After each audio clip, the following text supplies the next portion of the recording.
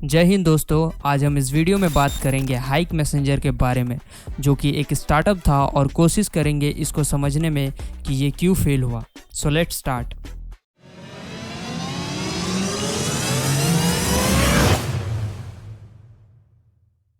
Hike start हुआ था 2012 में और लगभग सारे भारतीय लोगों को ज़रूर पता होगा इसके बारे में।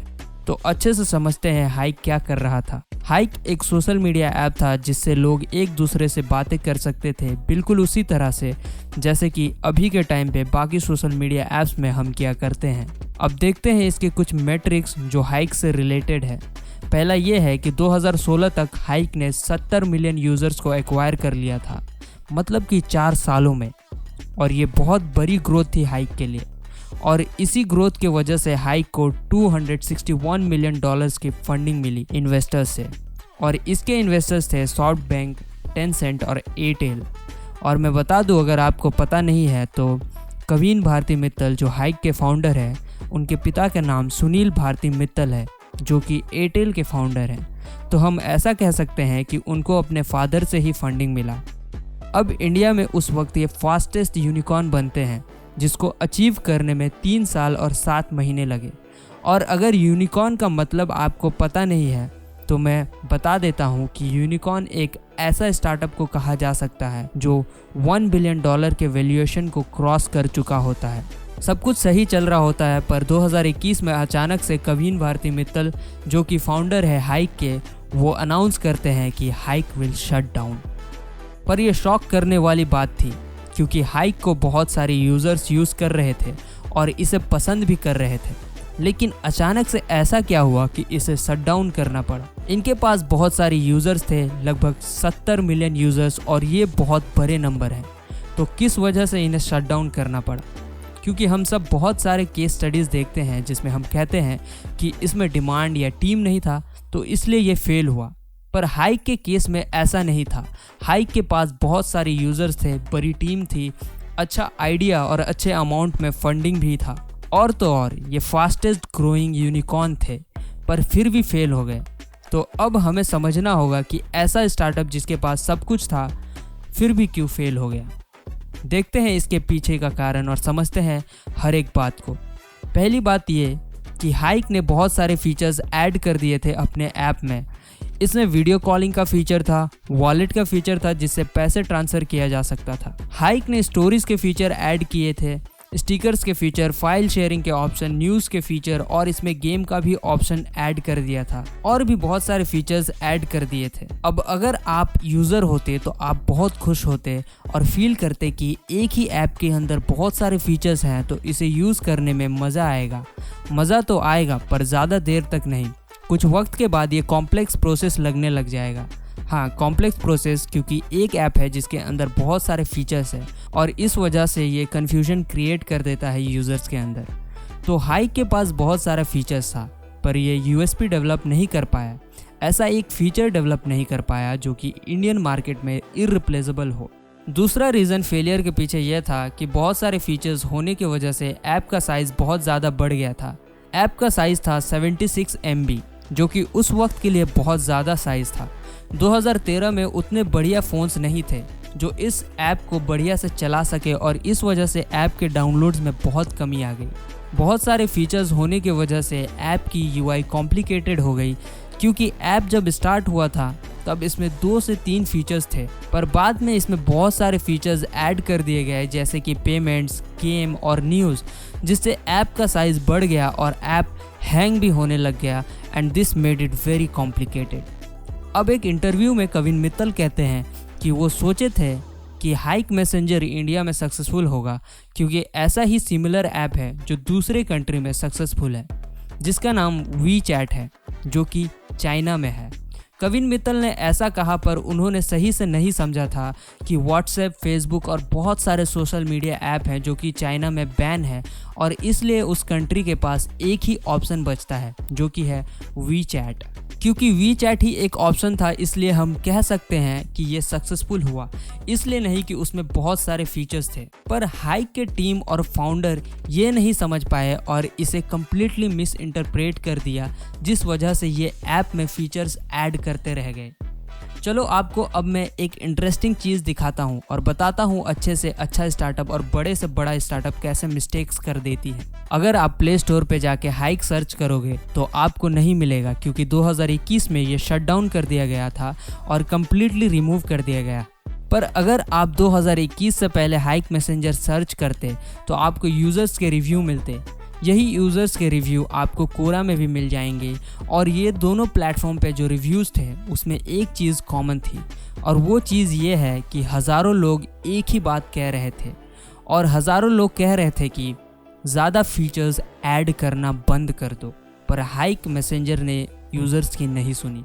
देखते हैं कि यूज़र ने क्या कहा। वो कहते हैं कि मैं 2015 से हाइक यूज़ कर रहा हूँ। इसमें बहुत सारे फीचर्स हैं जो कि फेमस ऐप व्हाट्सएप में नहीं है। पहली बात कि हाइक व्हाट्सएप जैसा सिंपल नहीं है। हाइक बहुत चीज़ें एक साथ करने की कोशिश कर रहा है, जैसे news app, payment feature, Facebook, Twitter, Instagram, horoscope और भी बहुत चीज़ें। Remove all the shit and make it simple. और यही कह रहा था मैं कि लोगों को सिंपल ऐप यूज़ करना ज़्यादा पसंद है। तुम्हें पता है कि हम व्हाट्सएप क्यों यूज़ करते हैं? इसमें कुछ ज़्यादा यूनिक नहीं है, पर फिर भी हम इसे यूज़ करते हैं इसलिए क्योंकि इसे यूज़ करना सिंपल है, इजी है। और ये एक रीज़न था फेलियर का कि हाइक के टीम ने यूज़र के फीडबैक्स पे ध्यान नहीं दिया, यूज़र्स के अकॉर्डिंग ऐप को अपडेट नहीं किया गया। अब अगले रीज़न पे बात करते हैं जिसको सुन के आप भी शॉक हो जाओगे। हमें पता है कि हाइक स्टार्ट हुआ था 2012 में और 2021 में शट डाउन हो गया। इसमें लगभग 8 से 9 साल का गैप है, और इस 8 या 9 साल के गैप के अंदर इन्होंने एक भी रुपया का रेवेन्यू नहीं किया। तो हाइक का फोकस ही नहीं था प्रॉफिट्स पे, पर इन्हें रियलाइज़ हुआ तो 2020 में इन्होंने स्टिकर्स और गेम्स को मोनेटाइज करना स्टार्ट किया, पर यह बहुत देर हो चुका था। नाउ टेल मी, अगर एक इंसान स्टार्टअप करता है, चाहे वो लॉस मेकिंग ही क्यों ना हो, पर एटलीस्ट रेवेन्यू में तो कुछ होना चाहिए, सेल्स में तो कुछ होना चाहिए। हाइक बस ग्रोथ पे फोकस करने में लगा हुआ था। जस्ट बिकॉज इन्हें फंडिंग मिल गई थी, इनका ध्यान रेवेन्यू पे एकदम नहीं था, और ये सबसे बड़ा रीज़न था कि हाइक क्यों फेल हुआ। और जब इन्होंने मोनेटाइज किया स्टिकर्स और गेम्स को, तो लोग इंटरेस्टेड नहीं थे इसे खरीदने के लिए। और अगर मान भी लेते हैं कि 100 यूज़र्स में से 1 या 2 लोग खरीद भी लेते हैं, तो इसका क्या फ़ायदा? इससे सस्टेनेबल बिजनेस तो नहीं बना सकते। सस्टेनेबल बनाने के लिए 100 यूज़र्स में लगभग 50 से 60 यूज़र्स पे करें, तभी बिजनेस सस्टेन करेगा। पर ये सब हाइक डिक्लाइन करता गया जब तक ये शट डाउन ना हो गया।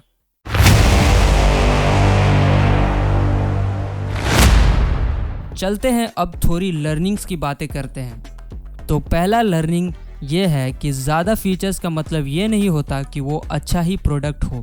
अगर आप कोई MVP पे काम कर रहे हो या कर चुके हो, तो इस बात पे ध्यान रखना कि ज़्यादा फीचर्स का मतलब ये नहीं है कि वो अच्छा प्रोडक्ट है, बल्कि कोशिश ये करना कि लिमिटेड फीचर रख सको जो प्रोडक्ट को यूज़र्स के लिए ईजी और सिंपल बनाए। दूसरा लर्निंग ये है कि ज़रूरी नहीं है कि एक ऐप जो सक्सेसफुल है एक कंट्री में, तो दूसरा ऐप भी जो सिमिलर है वो भी सक्सेसफुल हो दूसरे कंट्री में। इसलिए आपको एनालाइज करना ज़रूरी है कि किस फैक्टर्स के वजह से वो ऐप सक्सेसफुल हुआ है एक मार्केट प्लेस में। मैं ये नहीं कह रहा कि ऐप्स कॉपी करने से अनसक्सेसफुल होता है तो कॉपी करना बेकार है दूसरे कंट्री से। कुछ ऐप्स सक्सेसफुल होते हैं, पर इससे ज़्यादा इम्पोर्टेंट ये है कि वो सक्सेसफुल क्यों हुआ। ये समझना इसलिए ज़रूरी है क्योंकि हर जगह के मार्केट कंडीशन, मार्केट फैक्टर्स और लोगों में डिफरेंस होता है। फॉर एग्ज़ाम्पल US में लोगों के घरों से 4 किलोमीटर दूर होता है ग्रोसरी, तो वो ऑनलाइन पे करने को तैयार है फॉर द ग्रोसरी डिलीवरी। पर इंडिया में अलग है, क्योंकि यहाँ घर से बाहर निकले और 10 कदम चले तो वहीं ग्रोसरी शॉप मिल जाता है, तो वो ये अफोर्ड नहीं करेंगे कि इसमें खर्चा करें। तो सबसे ज़रूरी ये है कि आपको मार्केट के बारे समझना चाहिए, डेमोग्राफिक और लोगों को समझना चाहिए, और फिर स्टार्टअप लॉन्च करें। थर्ड लर्निंग ये है कि अपने टाइमिंग को चूज़ करो, ना कि अपने आइडिया को। हाइक जो ऐप था वो अपने टाइम से बहुत आगे था, 2012 में इंटरनेट एक्सेस ज़्यादा लोगों के पास नहीं था। बहुत सारे फीचर्स की वजह से ऐप ओवरलोड हो जाता था और उस वक्त सबके पास ऐसा कोई क्वालिटी फ़ोन नहीं था कि हाइक जैसे ऐप्स को स्पेस दे सके। ये ज़रूरी है कि अगर आपका स्टार्टअप टाइम से आगे है या टाइम से पीछे है तो मोस्ट केसेस में ये फेल होगा। तो टाइमिंग बहुत इंपॉर्टेंट है। फोर्थ लर्निंग ये है कि क्योंकि एक स्टार्टअप के पास बहुत सारी यूज़र्स हैं तो इसका मतलब ये नहीं है कि वो मार्केट के लिए फ़िट है। हाइक ने भी कुछ ऐसा किया। उनको लगा कि इनके पास बहुत सारी यूज़र्स हैं, मतलब लोगों को प्रोडक्ट पसंद आ रहा है, और इसलिए वो फीचर्स ऐड करते गए बिना किसी यूज़र्स के फीडबैक्स को जाने। तो ये बहुत इंपॉर्टेंट हो जाता है कि चाहे स्टार्टअप यूनिकॉर्न ही क्यों ना हो, यूज़र्स के फीडबैक्स बहुत ज़रूरी हैं, उसे नज़रअंदाज नहीं करना चाहिए। ये मैटर नहीं करता कि आप स्टार्टअप के कौन से स्टेज पे हो, चाहे आपके पास बहुत सारी यूज़र्स ही क्यों ना हो। आपको अपने कस्टमर्स को समझना चाहिए कि उन्हें क्या चाहिए, वो क्या डिमांड कर रहे हैं। तो ये सारे लर्निंग्स आपको ध्यान में रखना चाहिए स्टार्टअप को लेकर। तो यहीं पे वीडियो ख़त्म होती है, और अगर आपको ऐसे टाइप के वीडियोस पसंद है तो कमेंट करो अपने आइडियाज़ और बताओ कि मुझे किस पे वीडियो बनाना चाहिए। और हाँ, लाइक सब्सक्राइब करना मत भूलना। जय हिंद।